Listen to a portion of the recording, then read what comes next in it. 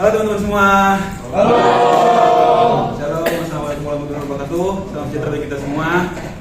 Nah, aku mau terima kasih untuk teman-teman semua yang udah datang di sini, tiba dan yang udah mau datang ke acara ini. Terima kasih semuanya. Teman-teman semuanya, harapnya aku akan bahas topik tentang manajemen keuangan karena aku rasa ini adalah masalah utama yang dialami sama mahasiswa atau anak-anak muda. Jadi sebelum kita masuk dalam topik lebih lanjut lagi, perkenalkan nama aku Eligra Kogoya dari jurusan Informatika angkatan 2024. Oke. Aku mau teman-teman untuk bayangin nih, ketika teman-teman dapat uang makan, terlebih khusus untuk anak-anak mahasiswa yang rantau ya, kayak aku gini kan. Biasanya kan orang tua kasih itu di awal bulan, atau mungkin anak-anak muda yang tidak kuliah tapi kerja dapat gajian mungkin di awal bulan juga kan. Itu karena kita pikir kayak macam wah, ini banget nih, ada uang di rekening nih banyak, bisa bikin ya foya-foya lah, bebas, terserah ya, muda lu. Tapi teman-teman, itu salah teman-teman. Disitulah titik letak di mana kita itu sering banget kehilangan uang nanti kayak macam lah kemarin nih gue tes dari orang tua nih, kok tiba-tiba seminggu kemudian e-wallet gua, GoPay gua, M-banking gua langsung tiba-tiba kayak dikit banget habisnya gitu. Jadi di sini teman-teman aku mau kasih tips bagaimana sih untuk anak-anak muda kayak kita ini untuk bertahan. Istilahnya kita bisa makan yang enak di satu hari ini, tapi untuk masa depan itu juga kita aman. Kita nggak pikir pusing tentang uang lagi. Nah, teman-teman, hari ini aku akan mengajak teman-teman semua untuk bijak dalam mengelola keuangan, karena aku rasa itu penting banget. Nah, aku punya beberapa langkah-langkah untuk teman-teman bisa mengatur keuangan. Jadi ada 4 langkah yang aku akan kasih. Buat aku tuh tips yang berguna banget untuk anak-anak muda sekarang. Nah, tips yang pertama itu adalah kita harus bisa membedakan antara kebutuhan dan keinginan. Karena begini, anak-anak muda sekarang itu terlebih khusus aku ya, karena aku sering banget jatuh bangun dalam hal namanya manajemen uang. Kayak macam orang tua baru kasih sekarang, aku lebih utamakan keinginan aku daripada kebutuhan. Kebutuhan sampai capek-capek, akhirnya nanti di akhir bulan makan mie lagi. Akhirnya kan merusak juga kesehatan kita kan teman-teman semua.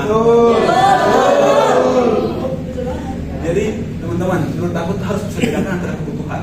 Kebutuhan itu adalah hal yang sangat important dalam bulan itu. Contoh kayak aku ambil contoh dari aku sendiri ya. Karena kan aku kos, jadi aku punya motor. Jadi aku pertama sangat utamakan itu adalah uang motor dulu, kayak uang bensin, data, terus juga ya beras, kebutuhan sehari-hari yang bisa nanti provide kehidupan aku selama sebulan dulu, yang paling pokok. Sisa dari uang itu nanti aku ya bisa lah untuk makan jajan dikit atau beli barang-barang lain gitu.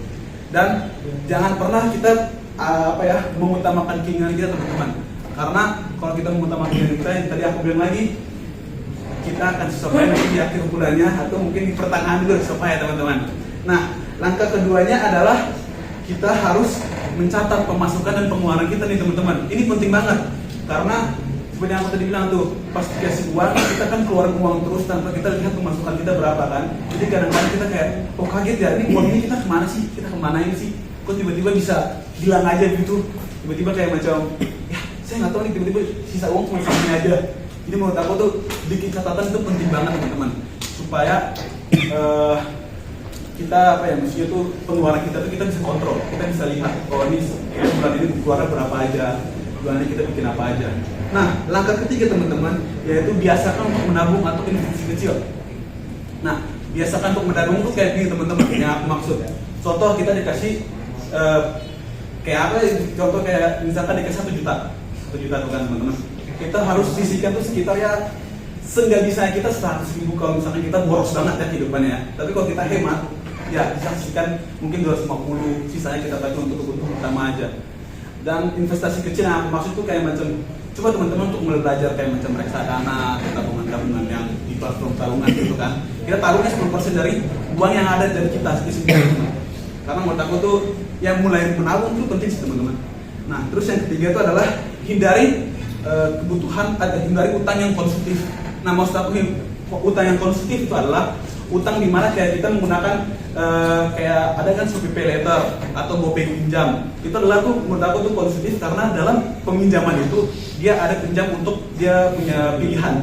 Ada yang untuk kebutuhan sehari-hari atau untuk jalan-jalan atau untuk makan bebas gitu.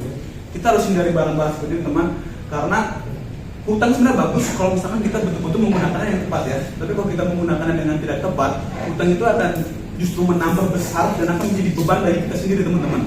Jadi menurut aku tuh kita harus menggunakan hutang itu sebaik mungkin. Kalau kita tidak bisa untuk tidak mengutang, jangan hutang teman-teman, karena itu sangat repot nanti ya seperti yang biasa terjadi itu kayak macam kita hutang bulan ini, bulan besok kita bayar, akhirnya kita berkurang lagi, habis teman-teman. Nah, menurut aku tuh 4 tips yang aku bisa kasih agar kita itu bisa istilahnya memanajemen uang kita dengan baik. Dan aku harap teman-teman setelah acara yang datang hari ini, keuangan teman-teman dan juga terutama untuk ya aku juga nih bisa lebih teman-teman bisa dikontrol lagi, bisa lebih baik lagi teman-teman. Terima kasih teman-teman, sekian dari saya.